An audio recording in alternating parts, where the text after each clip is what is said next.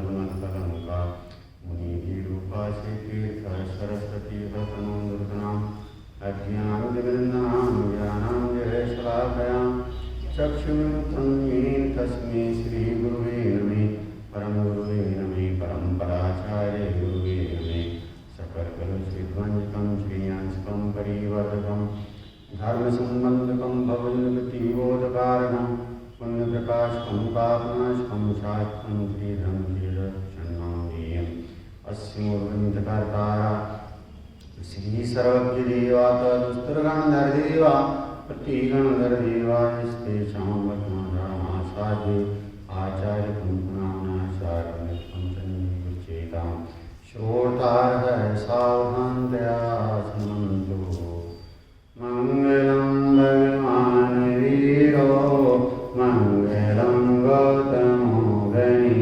मङ्गलं कुन्दकुन्दाद्यो जैन धर्मोऽस्तु मङ्गलं सर्वमङ्गलमाङ्गल्यं सर्वकल्याणकारकं प्रधानं सर्वधर्माणां जैनं जयतो शासनं जैनं जयतो शासनं जिनका परम पावन चरित्र जल निधि समान अपार है जिनके गुणों के कथन में गण धर न पावे पार है बस राग विज्ञान नहीं जिनके कथन का सार है उन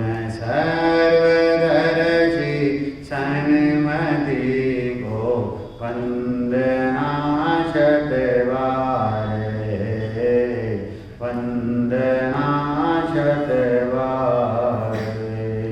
बोलिए वितरागी देवशास्त्र गुरु धर्म की 10 लक्षण महापर्व की आत्मा की परि उपासना करने के महान मंगलकारी पर्युषण पर्वराज हैं। ये 10 लक्षण महापर्व परम उदात्त भावनाओं के प्रेरक हैं, वीतरागता के पोषक हैं, संयम और साधना के पर्व हैं। इन पर्वों का महत्व संयम और साधना के कारण से है। ये त्याग के पर्व हैं, ये भोग के पर्व नहीं है। और त्याग के पर्व होने के कारण से इन्हें महापर्व कहा जाता है। ये 10 लक्षण महापर्व आत्म प्रदेशों की पावन भूमि पर, आत्म प्रदेशों की मंगल भूमि पर सम्यक्त्व का पुष्प अंकुरित करने का अति पावन महामहोत्सव है। ऐसे पावन प्रसंग पर हम संयम, तप, त्याग, तपस्या और स्वाध्याय की पावन धरा पर विरक्त मुनिराजों के द्वारा आराधित 10 धर्मों की आराधना करते हुए सुख और शांति का मार्ग प्रशस्त करें। ऐसी मंगल भावना लेकर के ये 10 लक्षण महापर्व हमारे बीच में आए हैं। ये 10 लक्षण महापर्व अनुपम, अद्भुत, अतीन्द्रिय और स्वानुभव युक्त सर्व प्रकार से हमारे लिए यह मंगल अवसर आया है। ऐसे पावन अवसर पर हम सभी मां जिनवाणी की पावन गोद में बैठ करके तत्व निर्णय करते हुए समता रूपी अमृत का पान करते हुए सदैव के लिए तृप्त हो जाएं, ऐसा संदेश लेकर के ये 10 लक्षण महापर्व आए हैं। इस शुक्ल पक्ष में शुक्ल धर्म की आराधना करते हुए, इस शुक्ल पक्ष में शुक्ल धर्म की आराधना करते हुए हम अपनी निज आराध्य में समा जाएं, ऐसी मंगल कामना, ऐसी मंगल भावना इन 10 लक्षण पर्व की है, पर्युषण पर्व की है। ये 10 लक्षण धर्म शुद्धात्मानुभूति रूप वीतराग दशा की, वीतराग परिणति की 10 अवस्थाओं के नाम हैं। ये 10 लक्षण धर्म समर निर्जरा तत्व स्वरूप है, जो उत्तम, सहज, स्वाभाविक उत्तमार्थ आत्मा के आश्रय से प्रकट होने वाली ये निर्मल परिणति है। ये निर्मल परिणति हमारी पर्याय में प्रकट होवे, इसके लिए आचार्य देव यह कहते हैं कि मंगल अवसर, पवित्र अवसर। मंगल अवसर अर्थात पवित्र अवसर। प्रत्येक धार्मिक पर्व का प्रयोजन आत्मा में वीतराग भाव की वृद्धि करने का होता है, किंतु इस पर्व का संबंध विशेष रूप से आत्मगुणों की आराधना से है। अतः यह वीतरागी पर्व संयम और साधना का पर्व है। यह वीतरागी पर्व काय का पर्व है? संयम और साधना का पर्व है। पर्व अर्थात मंगल अवसर, पवित्र अवसर। पर्व अर्थात मंगल अवसर, पर्व अर्थात पवित्र अवसर। वास्तव में तो अपने आत्म स्वभाव की प्रतीति पूर्वक वीतराग दशा का प्रकट होना ही यथार्थ पर्व है। वास्तव में तो अपनी आत्म स्वभाव की प्रतीति पूर्वक वीतरागी दशा का प्रकट होना ही यथार्थ पर्व है, क्योंकि वह आत्मा ही मंगलकारी है और पवित्र अवसर स्वरूप है। धर्म तो आत्मा में प्रकट होता है, तिथियों में धर्म प्रकट नहीं होता, किंतु जिस तिथि में आत्मा में समाधि रूप वीतरागी शांत दशा प्रकट हो जाती है, वह तिथि भी पर्व कही जाने लगती है। धर्म का आधार तिथि नहीं है, धर्म का आधार आत्मा है। धर्म का आधार तिथि नहीं है, धर्म का आधार तो आत्मा है। यहां ये सिद्ध कर रहे हैं कि ये उत्तम सामाजिक 10 धर्म, ये उत्तम सामाजिक 10 धर्म चारित्र गुण की निर्मल पर्याय है। ये उत्तम सामाजिक 10 धर्म चारित्र गुण की निर्मल पर्याय हैं, और इन प्रत्येक धर्म के साथ में लगा हुआ शब्द उत्तम शब्द, ये सम्यक दर्शन और सम्यक ज्ञान की अनिवार्य सत्ता का सूचक है। तात्पर्य यह है कि ये चारित्र गुण की निर्मल दशाएं सम्यक दृष्टि ज्ञानी को ही प्रकट होती है, अज्ञानी मिथ्या दृष्टि को प्रकट नहीं होती है। ये उत्तम सामाजिक 10 धर्म जो है सम्यक दृष्टि ज्ञानी धर्मात्माओं को ही प्रकट होते हैं, अज्ञानी मिथ्या दृष्टियों को नहीं होते हैं।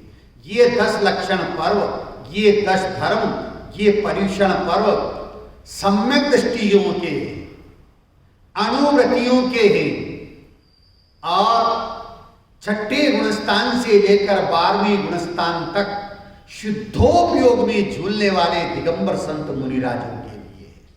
तो क्या आपके हमारे लिए नहीं है? कि आपके और हमारे लिए भी है। हमें भी सम्यक दर्शन प्राप्त करना है, परिणति मनोरथ महाव्रतों को प्रकट करना है, वीतराग दशा को प्रकट करना है, सुख और शांत रूप दशा को प्रकट करना है। इसलिए ये मंगल पर्व आपके और हमारे लिए भी है। चारित्र तो वास्तव में साक्षात धर्म है। सम्यक दर्शन और सम्यक ज्ञान तो चारित्र वृक्ष की जड़ है। सम्यक दर्शन और सम्यक ज्ञान तो इस चारित्र रूपी वृक्ष की मूल है, अर्थात जड़ है। जैसे वृक्ष जड़ के बिना खड़ा नहीं रह सकता, पनप नहीं सकता, अर्थात जड़ के बिना उस वृक्ष की सत्ता की कल्पना नहीं की जा सकती, उसी प्रकार सम्यक दर्शन और सम्यक ज्ञान रूपी जड़ के बिना सम्यक चारित्र रूपी वृक्ष खड़ा नहीं रह सकता, पनप नहीं सकता। इन दोनों के बिना सम्यक चारित्र की सत्ता की कल्पना भी नहीं की जा सकती है। ये उत्तम समाधिक 10 धर्म जो चारित्र गुण की निर्मल पर्याय हैं, आत्म स्वभाव की श्रद्धा, आत्म स्वभाव के ज्ञान और आत्म स्वभाव की प्रतीति पूर्वक परिणति में ये चारित्र गुण की 10 निर्मल दशाएं प्रकट होती है। इसका नाम उत्तम समाधिक 10 धर्म है। ऐसे उत्तम सामाजिक 10 धर्मों को हम अपनी परिणति में प्रकट करना चाहते हैं, तो आचार्य देव ये कहते हैं कि एक बार भैया धर्म स्वरूपी ना धर्म हो धर्मी के बिना। क्या कह रहे हैं? ना धर्म हो धर्मी के बिना। धर्म धर्म हर कोई कहे, धर्म न जाने कोई, और धर्म मर्म जाने बिना धर्म कहां से? ना धर्म हो धर्मी के बिना। वो धर्मी कौन है?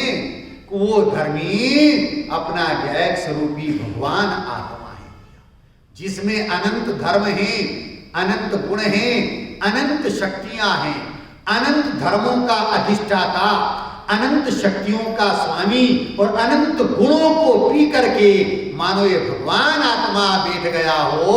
उस भगवान आत्मा की श्रद्धा करने पर, ज्ञान करने पर, प्रतीति करने पर ये चारित्र गुण की 10 निर्मल दशाएं प्रकट होती है। इसका नाम उत्तम समाधिक 10 धर्म है। आज का महान दिन, महान धर्म जो है उत्तम क्षमा का है। किसका दिन है? कि उत्तम क्षमा का दिन है। आचार्य देव कहते हैं अपने भगवान आत्मा को जानना, इसका नाम सबसे बड़ी क्षमा है। क्या कहा? अपने भगवान आत्मा को जानना, इसका नाम सबसे बड़ी क्षमा है। और अपने भगवान आत्मा की विराधना करना, भगवान आत्मा का विस्मरण होना, ये सबसे बड़ी भूल है, ये सबसे बड़ा क्रोध है। तो आचार्य देव कहते हैं भैया प्रथम में प्रथम जो क्षमा स्वभावी आत्मा है, आत्मा कैसा है कि स्वभाव से ही क्षमामय है। वो क्षमा स्वभावी आत्मा के आश्रय से आत्मा में, पर्याय में क्रोध के अभाव स्वरूप जो वीतरागी शांत दशा प्रकट होती है, उसका नाम उत्तम क्षमा धर्म है। पुनः क्या कह रहे हैं? कि क्षमा स्वभावी आत्मा के अवलंबन से हमारी परिणति में वीतराग और शांत दशा रूप जो परिणति प्रकट होती है, उस परिणति का नाम उत्तम क्षमा है। परंतु ये परिणति प्रकट हुई कैसे? कि क्षमा स्वभावी आत्मा के आश्रय से। आत्मा क्षमा स्वभावी है, परंतु अनादि से उस आत्मा में क्षमा के अभाव रूप क्रोध पर्याय ही प्रकट हो रही है, क्रोध ही विद्यमान है। क्या कह रहे?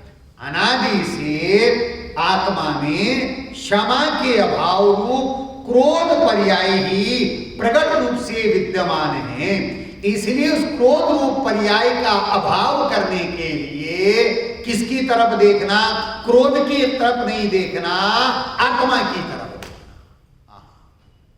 बड़े पंडित जी हैं रविंद्र जी, वो ये कहते हैं भैया कषाय का उत्पन्न होना तो हमारे लिए कलंक है। किसका उत्पन्न होना? कषाय का उत्पन्न होना हमारे लिए कलंक है। क्यों? कि मैं तो नीकषाय स्वभावी हूं। मैं कैसा हूं? कि मैं नीकषाय स्वभावी। तो कषाय की तरफ नहीं देखना, क्रोध का अभाव करने के लिए क्रोध की तरफ नहीं देखना है। क्रोध का अभाव करने के लिए किसकी तरफ देखना है? क्योंकि क्षमा स्वभावी आत्मा की तरफ देखना है, निकषाय स्वभाव को देखना है। और जब निकषाय स्वभाव हमारी दृष्टि का विषय बनेगा, श्रद्धा का श्रद्धे, ज्ञान का ज्ञेय, ध्यान का ध्येय, चारित्र्य की चर्या का विषय बनेगा, तो हमारी परिणति में जो वीतराग दशा, सुख दशा प्रकट होगी, वो क्रोध के अभाव पूर्वक प्रकट होगी।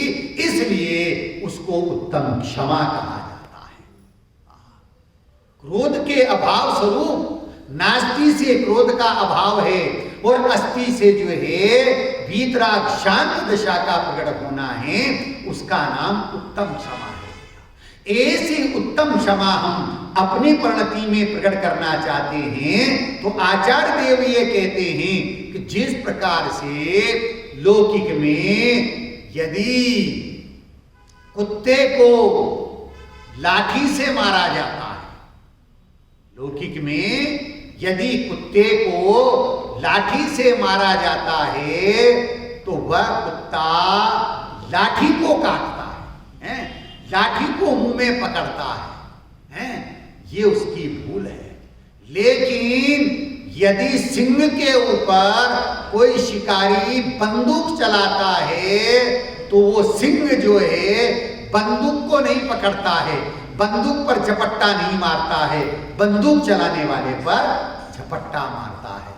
ऐसी आचार्य देव यहां क्या कहते हैं कि अज्ञानी क्रोध का अभाव करने के लिए किसकी तरफ देखते हैं? कि जिसके निमित्त से क्रोध कषाय उत्पन्न हुई है, उसकी तरफ देखते हैं। जिसके निमित्त से क्रोध कषाय उत्पन्न हुई है, उसकी तरफ देखते हैं। अज्ञानी की परिणति ये है, किंतु संयोग के कारण से क्रोध उत्पन्न नहीं हुआ है, और ज्ञानी उस क्रोध कषाय का अभाव करने के लिए स्वभाव की तरफ देखते हैं, स्वभाव का अवलंबन लेते हैं, तो परिणति में से क्रोध कषाय का अभाव हो जाता है, वीतराग सुख और शांत दशा प्रकट हो जाती है। उसका नाम उत्तम क्षमा धर्म है।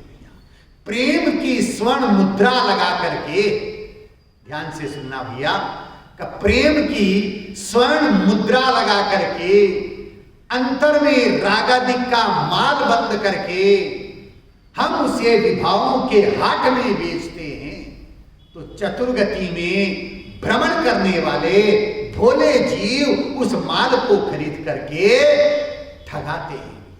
हम ठगाने से बचें, इसलिए आचार्य देव कहते हैं कि ये क्षमा धर्म निज आत्मा का सौंदर्य है।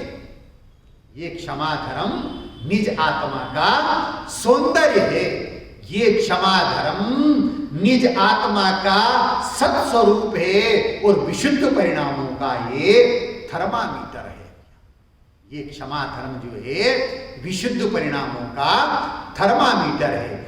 कषाय के मेल को उत्तम क्षमा के साबुन से ही दूर किया जा सकता है। कषाय के मेल को उत्तम क्षमा के साबुन से ही दूर किया जा सकता है। इसलिए आचार्य देव कहते हैं कि अनादि संसार रूपी मरुस्थल में, क्या कह रहे हैं? अनादि संसार रूपी मरुस्थल में मिथ्यात्व रूपी धूप से संतापित हृदय को शीतलता प्रदान करने वाला या शीतलता प्रदान करने वाली आत्मकल्प वृक्ष की उत्तम समारूप घनी छाया ही है। क्या कह रहे हैं?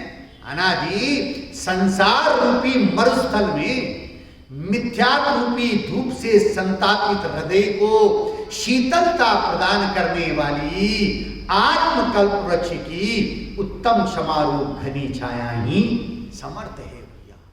जो क्षमा स्वभावी आत्मा को देखते हैं, ध्यान से सुनना, जो क्षमा स्वभावी आत्मा को देखते हैं वो चिंतामणि कल्प वृक्ष, क्या कह रहे हैं, जो क्षमा स्वभावी आत्मा को देखते हैं वो चिंतामणि कल्प वृक्ष कामधेनु रूप चैतन्य को प्राप्त करते हैं। क्षमा चैतन्य की महान अद्भुत शक्ति है। क्षमा चैतन्य की महान अद्भुत शक्ति है। जो इस क्षमा के सागर में डुबकी लगाता है, जो इस क्षमा के सागर में गोते लगाता है, वो क्रोधाग्नि रूप दावानल से बच जाता है। यह क्षमा अतीन्द्रिय आनंद की पीयूष गंगा है। यह क्षमा अतीन्द्रिय आनंद की पीयूष गंगा है। यह अतीन्द्रिय आनंद की तरंगिणी है और इसका आश्रय दाता निज चिन्मय नाथ है। इस क्षमा का आश्रय दाता कौन है कि निज चिन्मय नाथ है और यह मुक्ति वधु की तरंगिणी है, उसकी सखी है। ये क्षमा वास्तव में, क्षमा जो है शब्द एक है, क्षमा शब्द एक है, परंतु इसमें वर्ण कितने हैं ख्याल में है किसी को? कि क्षमा में वर्ण कितने हैं? कि क्षमा में वर्ण 4 है। कि क्षमा में वर्ण 4 है, शब्द एक है, लेकिन इसमें का वर्ण विच्छेद किया जाए, अक्षर विच्छेद किया जाए तो इसमें 4 वर्ण हैं। का है, श है, मा है और आ। क्या कहा? का है, श है, मा है और आ है। का अर्थात कारण परमात्मा। क्या कह रही? का अर्थात कारण परमात्मा। श अर्थात रेना। मा अर्थात ज्ञानादि लक्ष्मी से युक्त और आ मतलब परिपूर्ण। क्या कह रहे? जो कारण परमात्मा सहज ज्ञानानंद स्वभावी जो कारण परमात्मा है उसमें उपयोग का एकाग्र रहना, इसका नाम क्षमा है। जिस प्रकार से लौकिक में मां बहनों को देखने से विकार उत्पन्न नहीं होता है, उसी प्रकार से एक क्षमा स्वभावी आत्मा को देखने से क्रोधादि कषाय रूप विकार उत्पन्न नहीं होते। देखना किसको है? कि क्षमा स्वभावी आत्मा को देखना है। हरिवंश पुराण में आता है, प्रथमान योग हरिवंश पुराण में आता है कि गुरु द्रोणाचार्य 5 पांडवों को पढ़ाते थे, कौरवों को पढ़ाते थे। और गुरु द्रोणाचार्य ने एक दिन पाठ पढ़ाया, भैया क्रोध नहीं करना चाहिए। क्या पाठ पढ़ाया? का क्रोध नहीं करना चाहिए। सारे शिष्यों ने याद करके सुना दिया। धर्मराज युधिष्ठिर का नंबर आया, उनसे पूछा, युधिष्ठिर जी पाठ याद हो गया? वो बोले, गुरुदेव पाठ याद नहीं हुआ है, कल याद करके आना। दूसरे दिन फिर पाठशाला लगी और द्रोणाचार्य ने पूछा, युधिष्ठिर जी पाठ याद हो गया? याद करके लाए? तो गुरुदेव पाठ याद नहीं हुआ है, कल याद करके लाना अन्यथा सजा मिलेगी। तीसरे दिन पाठशाला लगी और गुरु द्रोणाचार्य ने युधिष्ठिर जी से पूछा, धर्मराज युधिष्ठिर क्या आज भी पाठ याद नहीं हुआ है? धर्मराज युधिष्ठिर हाथ जोड़ करके कहते हैं, गुरुदेव सच तो यह है आज भी पाठ याद नहीं हुआ है। बस इतना सुनते ही गुरु द्रोणाचार्य को गुस्सा आ गया, और गुस्सा आया तो डंडा लेकर के और युधिष्ठिर जी को जड़ दिया। जैसे ही डंडा जड़ा और युधिष्ठिर जी बोले, गुरुदेव पाठ याद हो गया। गुरुदेव पाठ याद हो गया। पाठ कैसे याद हो गया? क्या कारण था कि पाठ याद हो गया? क्या डंडे ने पाठ याद करा दिया? भाई साहब हैं, फिर कैसे याद हुआ? बाही में क्रोधादि के प्रसंग बनने पर भी जो रत्नत्रय की दृढ़ आराधना के बल से क्रोध कषाय को उत्पन्न नहीं होने देते, या क्रोध कषाय उत्पन्न नहीं होती है और वीतराग भाव परिणति रहती है, उसका नाम उत्तम क्षमा है। क्या कह रहे हैं भैया कि बाही में क्रोध आदि के प्रसंग बनने पर भी प्रथमान योग क्या कहता है? अरे गज कुमार मुनि शमशान में खड़े हुए हैं। अभी किस्सा सुनाया था डॉक्टर साहब ने। तो गज कुमार भी श्री कृष्ण के ही भाई थे, और एक बार वो नेमिनाथ जी के समोषण में जा रहे थे। रास्ते में एक कन्या जो है स्वर्ण के गुल्ली डंडों से खेलती हुई नजर आई।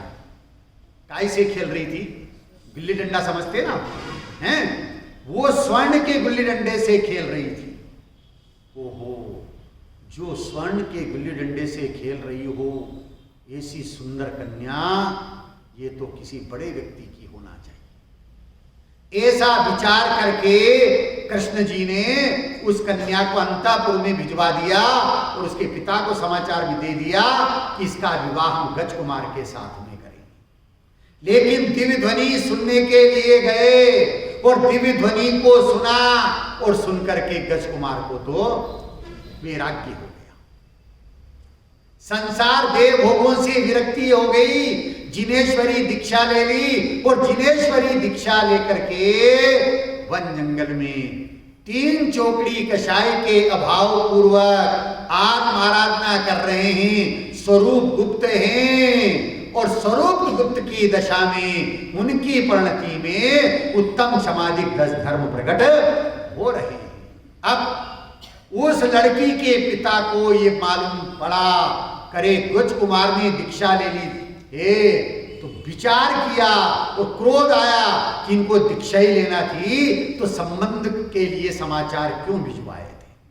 अब वो गज कुमार मुनिराज के पास में जाता है, और जाकर के जहां वो ध्यान लगा रहे थे शमशान में, वहां शमशान की मिट्टी को उठाया, उनके सर के ऊपर सिगड़ी बनाई और उस सिगड़ी में धड़कते हुए अंगारे डाल दिए।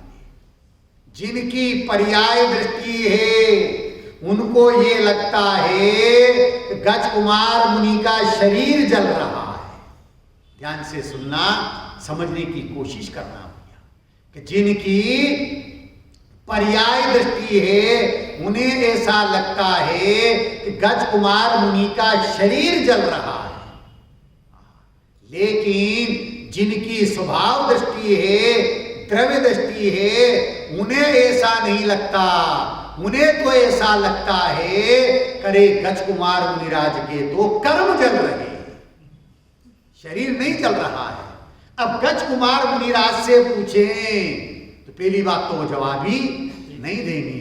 वो विचार करते हैं, अहो, क्योंकि उपयोग बाहर आता है ना। जब उपयोग बाहर आया संजनन कषाय की तीव्र हृदय में, तो वो उपसर्ग ज्ञान का ज्ञेय बना। वो विचार करते हैं, अहो, विवाह के समय सर के ऊपर सेहरा बांधा जाता है। विवाह के समय सर के ऊपर सेहरा बांधा जाता है, मानो मुक्ति वधु मेरा वर्ण करने के लिए आ रही है। उस मुक्ति वधु से लग्न लगाने के लिए मानो मेरे सर के ऊपर जो है सेहरा बांध दिया गया है। ऐसा विचार करके वो स्वरूप गुप्त हो जाते हैं, और ऐसे स्वरूप गुप्त होते हैं का उपयोग बाहर आता ही नहीं है, और अंतर मुहूर्त के लिए उपयोग की एकाग्रता हो जाती है, तो उस उपसर्ग की दशा में ही केवल ज्ञान को प्राप्त कर लेते हैं। बाही में क्रोधादि के प्रसंग उपस्थित होने पर भी जो रत्नत्रय की दृढ़ आराधना के बल से क्रोध कषाय उत्पन्न नहीं होने देते, या क्रोध कषाय उत्पन्न नहीं होती और भीतरा भाव परिणमित होते हैं, बस उसका नाम उत्तम क्षमा है। ऐसी पवित्रता जब हृदय में नहीं समाती है, ऐसी पवित्रता जब हृदय में नहीं समाती है और वाणी में आ जाती है, उसका नाम क्षमा वाणी है। ऐसी पवित्रता जब हृदय में नहीं समाती है और वाणी में आ जाती है, बस उसका नाम क्षमा वाणी है भैया। है पर सन्मुख देखने पर, परान्मुख परिणति होने पर क्रोध आदि कषायों की उत्पत्ति होती है, और स्व के सन्मुख देखने पर उत्तम सामाजिक धर्म की प्रकटता होती है। किसको देखना है? पर को देखना है कि स्व को देखना है? कि स्व को देखना है। कि स्व सन्मुखता से परिणति में उत्तम सामाजिक 10 धर्मों की प्रकटता होती है। ये उत्तम सामाजिक 10 धर्म अपनी परिणति में प्रकट करना चाहते हैं, तो आचार्य देव ये कहते हैं कि भाई विशेष ज्ञान का, विशेष ज्ञान का संबंध मात्रा से नहीं होता, गुणात्मकता से विशेष ज्ञान का संबंध होता है, जो आत्मा की भिन्नता पूर्वक प्रकट होता है। कैसे प्रकट होता है?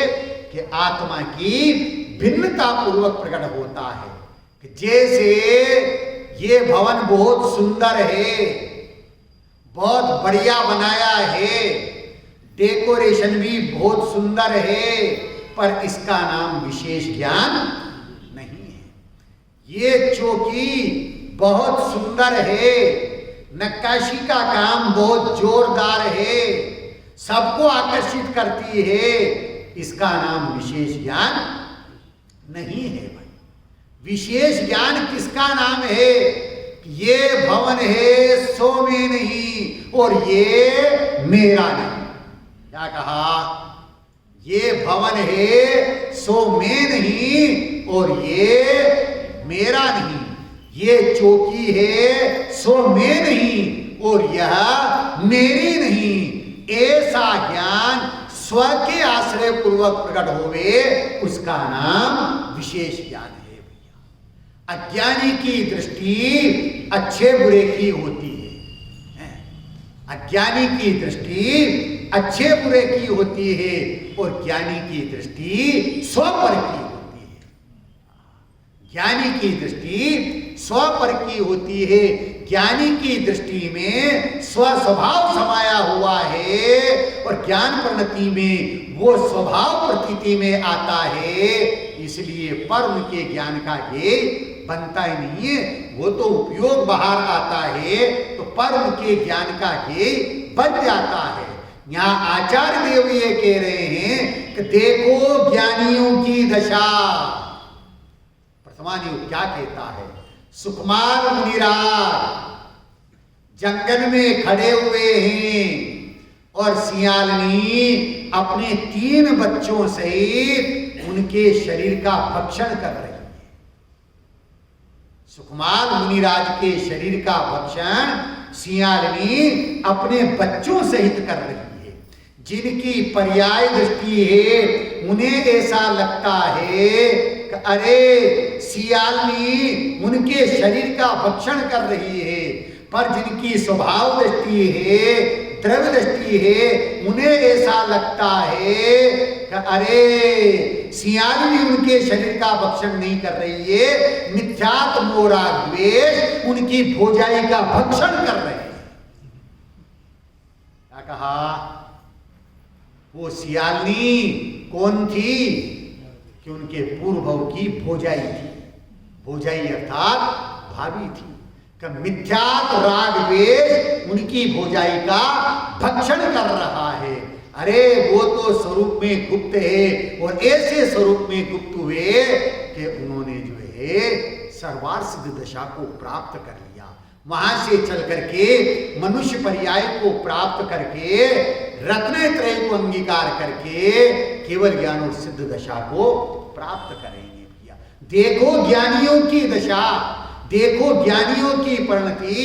करे सुकुमार सुकौशल मुनिराज शिला पर आत्माराधना कर रहे हैं। सुकौशल मुनिराज आत्माराधना कर रहे हैं, और उस आत्माराधना की दशा में बाघिनी आती है और उनके शरीर का भक्षण करती है, शरीर को नोचती है।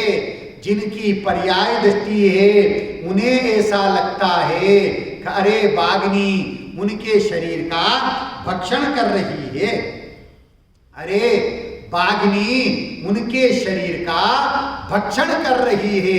किंतु जिनकी स्वभाव दृष्टि है, जिनकी द्रव्य दृष्टि है, उन्हें ऐसा लगता है करे बाघिनी उनके शरीर का भक्षण नहीं कर रही है, अरे मिथ्यात्व मोह राग द्वेष उनकी मां का भक्षण कर रहा है। वो बाघिनी कौन थी? वो बाघिनी कौन थी? कि उनके पूर्व भव की माता थी। उनके पूर्व भव की माता थी। अरे जिनकी स्वभाव दृष्टि है उन्हें ऐसा लगता है अरे बाघिनी उनके शरीर का भक्षण नहीं कर रही है, मिथ्यात्व मोह राग द्वेष जो है उनकी मां का भक्षण कर रहा है। तो यहां के कह रहे हैं कि स्वभाव की दृष्टि करना है। बाई में क्रोधादि के प्रसंग बनने पर भी जो रत्नत्रय धर्म की दृढ़ आराधना से क्रोध कषाय प्रणमित नहीं होते हैं, वीतराग भाव प्रणमित होते हैं, उसका नाम उत्तम क्षमा है। जो स्वभाव की ओर देखते हैं, स्व की ओर देखते हैं, उनकी परिणति में जो है क्षमादि गुण प्रकट होते हैं, और जो बाहर में देखते हैं उनकी परिणति में क्रोधादि कषाय उत्पन्न होते हैं। भैया न्याय कह रहे हैं कि ये जो क्रोधादि कषाय उत्पन्न होती है ये क्यों होती है, क्या कारण है?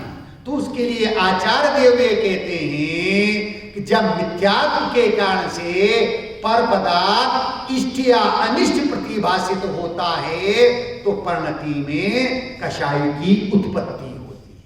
क्या कहा? मिथ्यात्व के कारण से पर पदार्थ इष्ट या अनिष्ट प्रतिभाषित होता है तो परिणति में क्रोधादि कषाय की उत्पत्ति होती है। कि जिस प्रकार से प्रथमान योग में आता है कि तीर्थंकर परमात्मा नेमिनाथ भगवान की दिव्य ध्वनि में आया था कि 12 वर्ष बाद द्वारिका जलेगी, हैं? और काय से जलेगी? कि शराब के निमित्त से जलेगी और दीपायन मुनि के क्रोध के निमित्त से जलेगी। जलेगी कि जलती हुई नजर आ रही थी, जलती हुई नजर आ रही थी। जिनको तीर्थंकर परमात्मा की दिव्य ध्वनि पर विश्वास नहीं हुआ, उन्होंने जो है निमित्त को हटा दिया।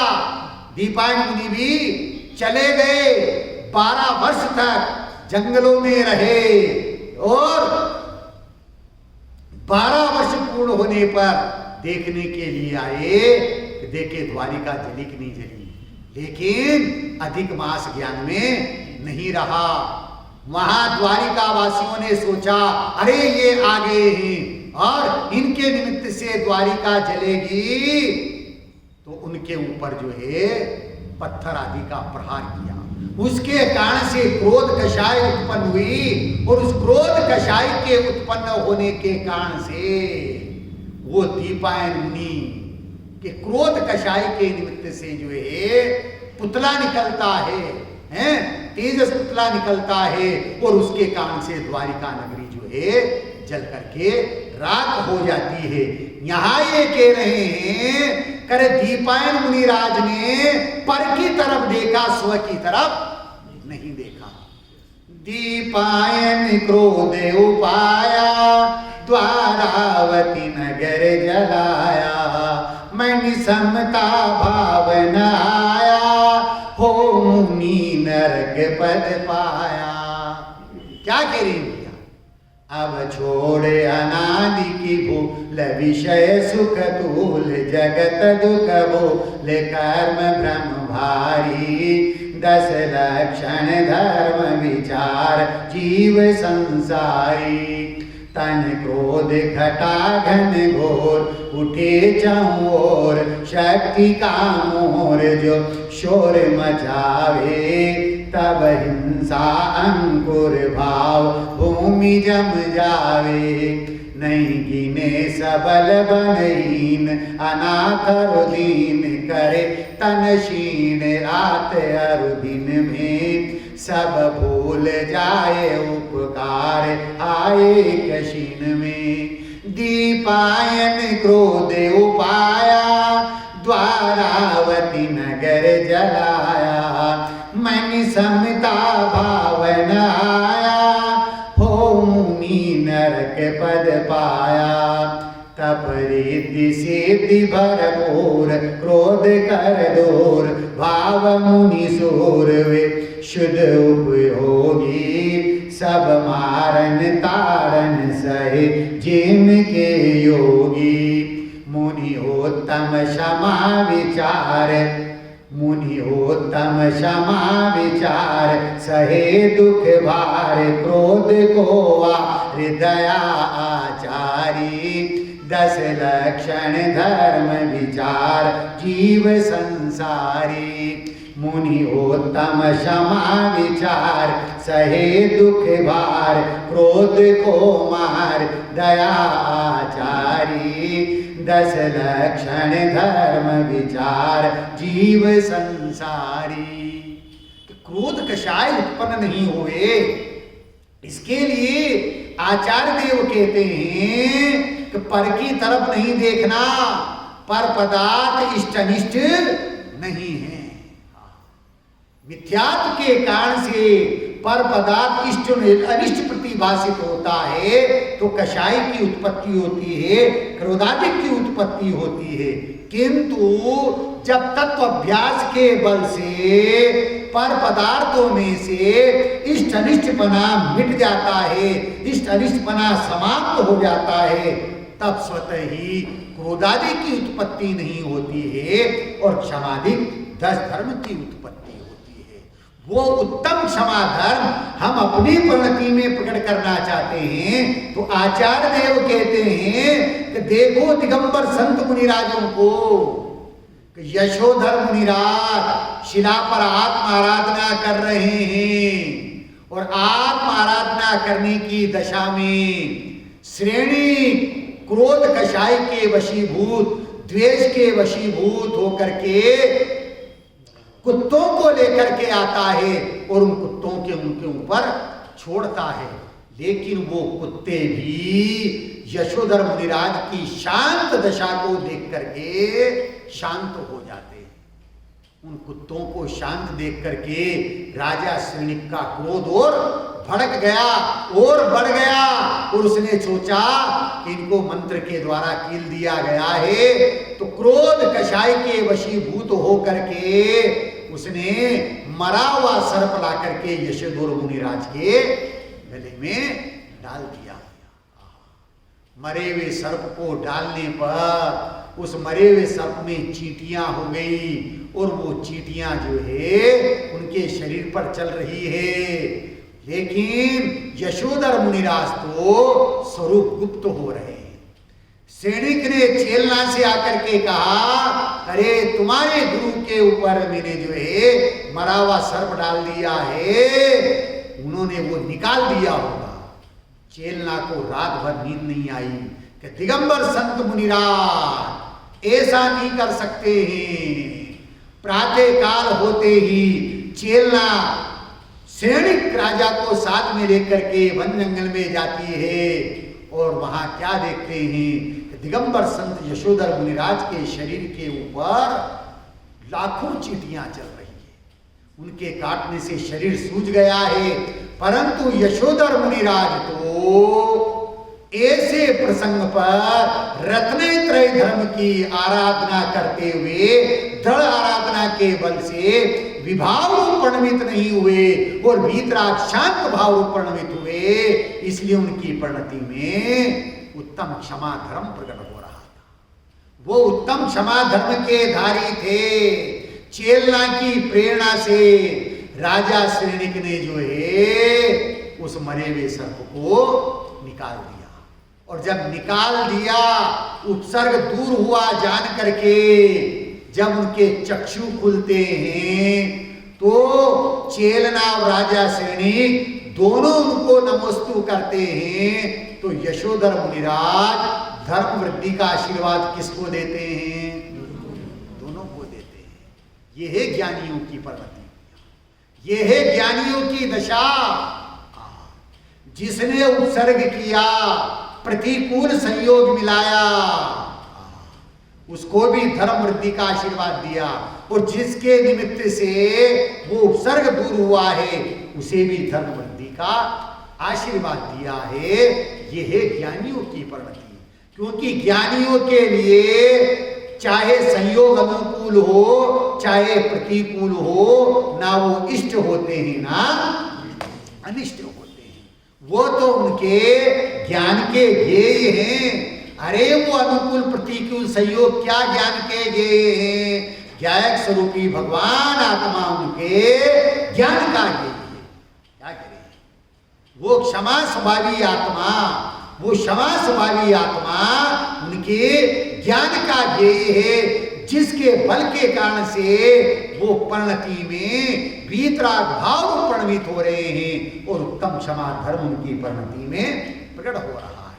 हरिवंश पुराण में आता है, अरे देखो पांचों पांडव दिगंबर संत मुनिराज शत्रुंजय पर्वत पर 3 चोकड़ी कषाय के अभाव पूर्वक स्वरूप आराधना चल रही है।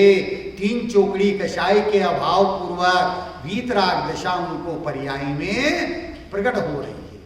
लेकिन उसी समय दुर्योधन का भांजा आता है और उनको देख करके उसका बेर जागृत हो जाता है, और बेर जागृत हुआ तो उसने लोहे के कड़े गहने बनाए और अग्नि में तपाए और तपा करके जो है उन गहनों को गले में, हाथों में और पैरों में डाल दिया है। जिनकी पर्याय दृष्टि है उन्हें ऐसा लगता है कि पांचों पांडव मुनिराजों का शरीर जल रहा है।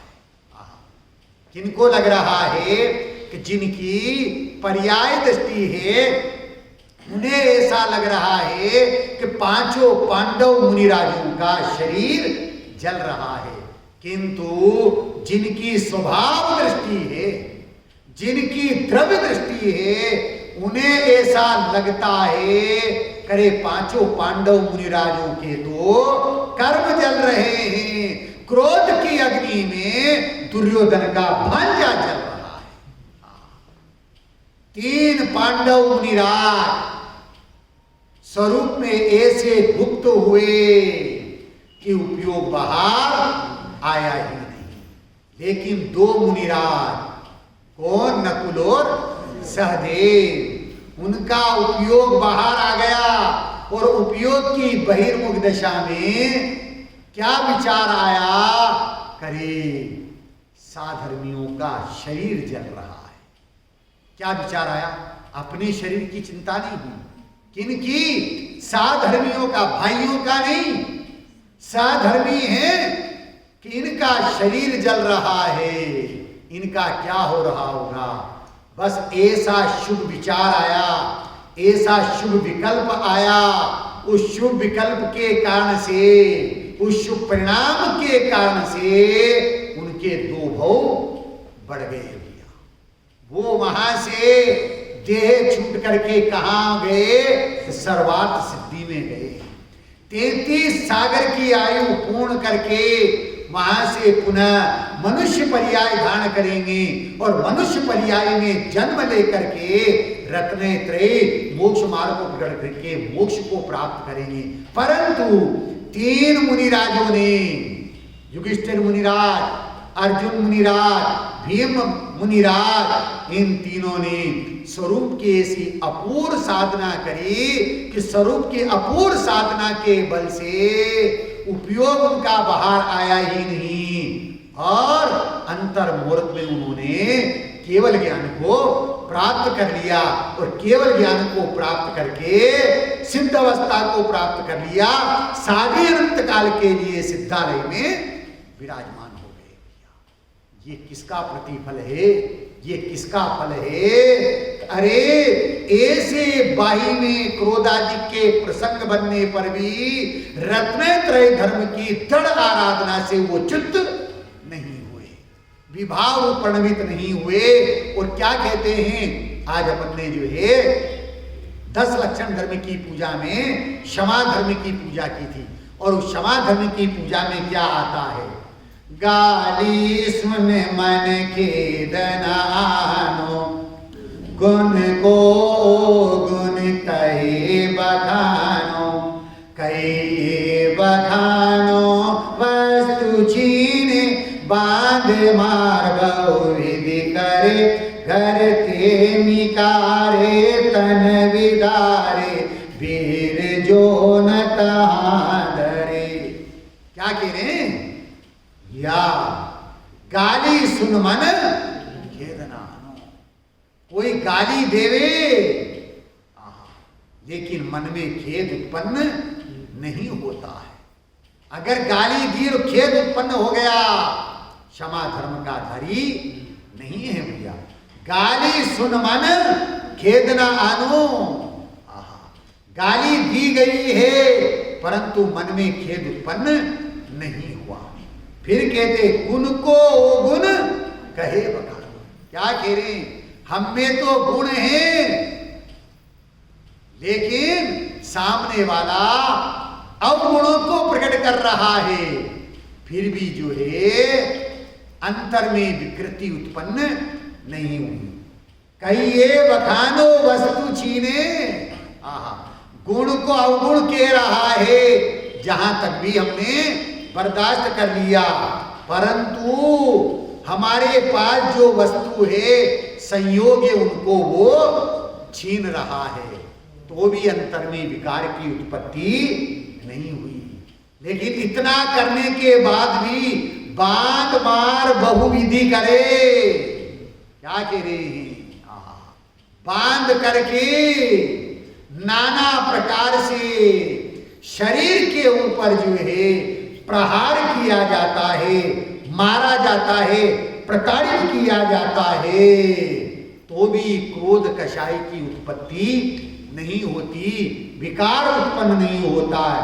घर ते निकारे तन विदारे, बेर जोना तहां धरे। क्या करे, घर से निकाल दे, तन के तन को छेड़ कर दे, तन का विदारण कर दे, तो भी जो है अंतर में विभाव प्रणवित नहीं होते हैं, क्रोधादि कषाय की उत्पत्ति नहीं होती है और अंतर में वीतराग शांत भाव प्रणवित होते हैं, तो परिणति में उत्तम क्षमा धर्म प्रकट होता है। ऐसे उत्तम क्षमा धर्म को हम अपनी परिणति में प्रकट करना चाहते हैं, तो आचार्य देव कहते हैं एक बार भाई मन में हो यशो वचन उचरिए, वचन हो यशो तन सो करिए। क्या कह रहे हैं, ये किसके लिए कह रहे हैं, मन में हो सो वचन उचरिए, वचन हो सो तन सो करिए। ये किसके लिए कहा जा रहा है, ज्ञानियों के लिए, अज्ञानियों के लिए, कि ज्ञानियों के लिए, अज्ञानियों के लिए नहीं है भैया। अज्ञानियों के लिए तो कहा जाता है, हैं, मन में हो यशो वचन न होवे, हैं, मन में विकार उत्पन्न हो गया है, अब वो वाणी में नहीं आना चाहिए। कदाचित यदि वाणी में भी आ गया है तो तन रूप से परिणमित नहीं होना चाहिए। ज्ञानियों के लिए ये है। और ज्ञानियों के लिए क्या है? मन में हो यशो वचन उचरिए, वचन हो यशो तन सो करिए। अरे जो वीतराग प्रणति भाव अंतर में उत्पन्न हो गए हैं, क्षमा अंतर में उत्पन्न हो गई, क्षमा स्वभावी आत्मा के बल से, अब वो क्षमा वाणी में भी आती है। जब वो पवित्रता अंतर में नहीं समाती है तो वो वाणी में भी आ जाती है। और जब तन रूप से परिणमित हो जाती है तो स्वयं निहाल हो जाती है और जगत भी निहाल हो जाता है।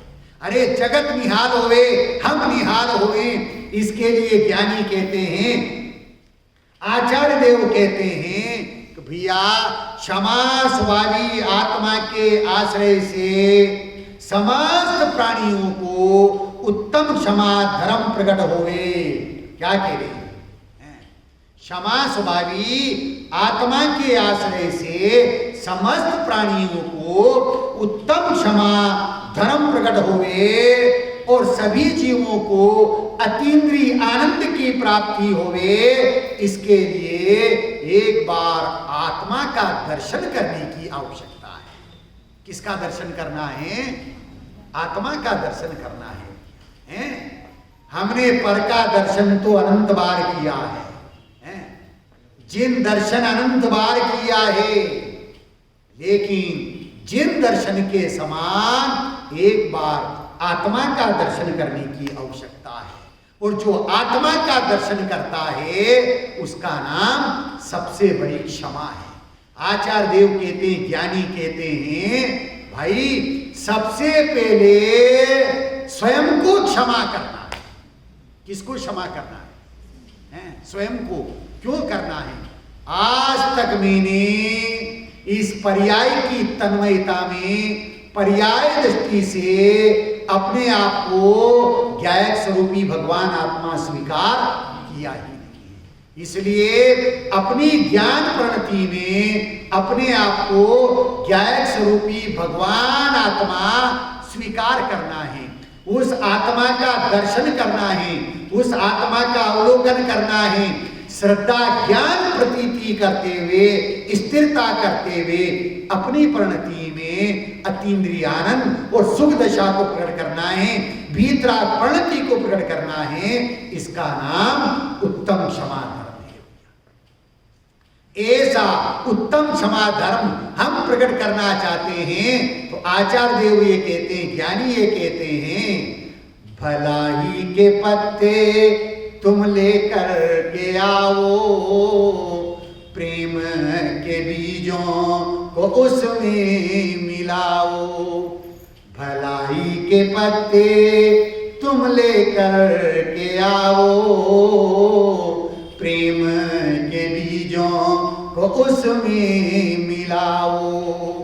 सच्चाई की जड़ तपस्या की छाल, परोपकार के फल इन पांचों को श्रद्धा के दस्ते में कूट कर, इन पांचों को श्रद्धा के दस्ते में कूट कर, ज्ञान के डिब्बे में भर कर रखाओ। इन पांचों को श्रद्धा के दस्ते में कूट कर, ज्ञान के डिब्बे में भर कर रखाओ। सत्संग के चम्मच से, कौन सा चम्मच? सत्संग के चम्मच से प्रतिदिन एक या दो बार स्वयं भी खाओ, औरों को खिलाओ। चिंता चिंता की दाल, द्रोह का नमक, कषायों की खटाई, विकल्पों की मिर्ची से परहेज रखो और तुम रखाओ। चिदानंद चैतन्य ज्ञाय को ध्याकर, चिदानंद चैतन्य ज्ञाय को ध्याकर, मुक्ति पुरी को कदम तुम बढ़ाओ। चिदानंद चेतन ज्ञाय को ध्याकर, मुक्ति पुरी को कदम तुम बढ़ाओ। उस मुक्तिपुरी की ओर कदम बढ़ाने के लिए हम ये उपाय करें कि आत्मा का दर्शन करें। हमने आज तक धर्म के नाम पर प्रदर्शन किया है। हमने आज तक धर्म के नाम पर प्रदर्शन किया है। आचार्य देव कहते हैं, जब तक चलता रहेगा प्रदर्शन तब तक ना होगा आत्मा का दर्शन। जब तक चलता रहेगा प्रदर्शन तब तक ना होगा आत्मा का दर्शन। जिस क्षण हो जाएगा आत्मा का दर्शन, उसी क्षण मिट जाएगा सारा प्रदर्शन। ये जैन धर्म, ये 10 लक्षण महापर्व, ये पर्युषण पर्वराज प्रदर्शन को मिटाने के लिए है, आत्मा का दर्शन करने के लिए है। आत्मा का दर्शन हमें हुए, इसके लिए आचार्य कहते हैं, ज्ञानी कहते हैं, भाई पहले मैं बोलूंगा फिर आप सभी बोलेंगे। तीनों लोकन में प्यारा आत्माए हमारा, तीनों लोकन में प्यारा आत्माए हमारा, तीनों लोकन में प्यारा आत्माए हमारा, तीनों लोकन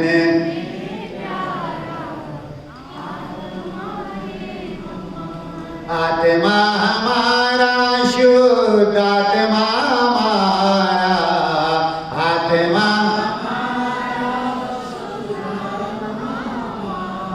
तीनों लोकन में प्यारा आत्माए हमारा, तीनों लोकन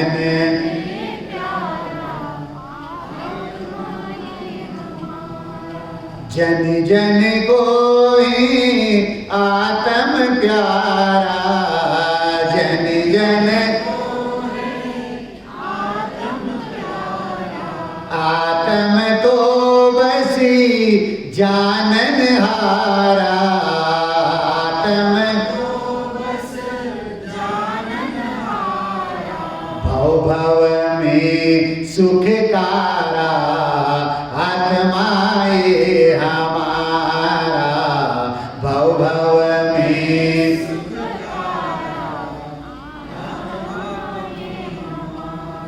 तीनों लोकन में प्यारा आत्माए हमारा, तीनों लोकन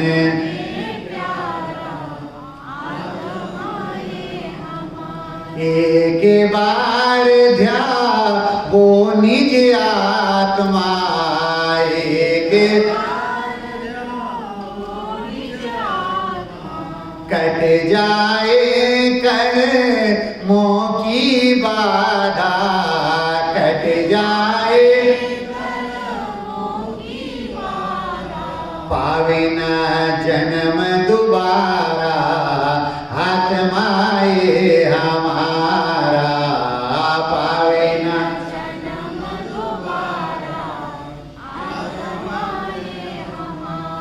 तीनों लोकन में प्यारा आत्माए हमारा, तीनों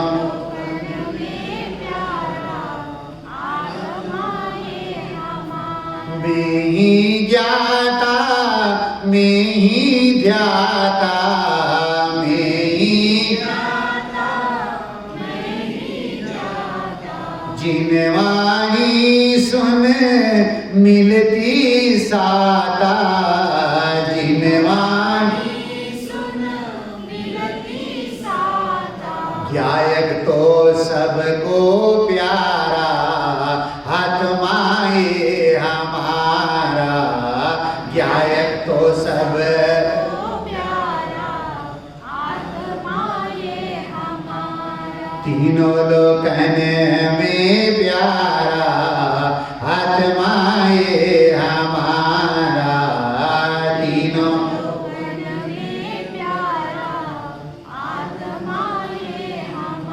आत्मा हमारा शुद्ध आत्मा हमारा, आत्मा हमारा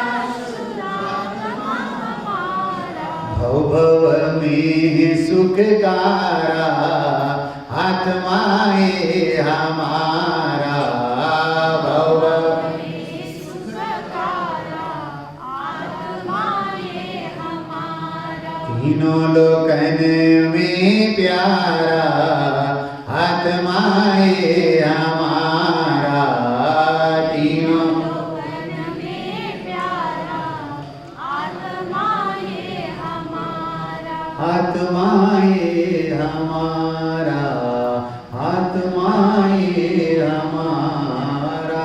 सभी जीव उस गायक स्वरूपी भगवान आत्मा को दृष्टि का विषय बनाएं, श्रद्धा का श्रद्धेय बनाएं, ज्ञान का ध्येय बनाएं, ध्यान का ध्येय बनाएं, चारित्रिक की चर्या का विषय बना करके अपनी परिणति में वीतराग दशा को प्रकट करें, सुख दशा को प्रकट करें, उत्तम क्षमा धर्म को प्रकट करें।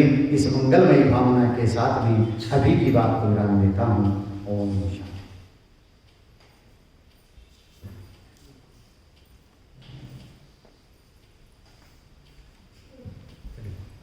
अभी तक हमने यहाँ पंडित श्री